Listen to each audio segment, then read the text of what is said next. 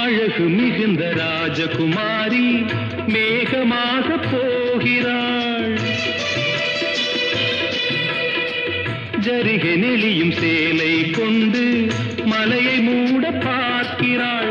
பள்ளம் சிலர் உள்ளம் என ஏன் படைத்தான் ஆண்டவன்?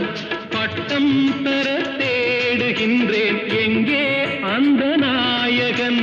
மலையின் காட்சி இறைவன் ஆட்சி. செந்தாழம் பூவில் வந்தாடும் தென்றல் என் மீது மோதுதம்மா.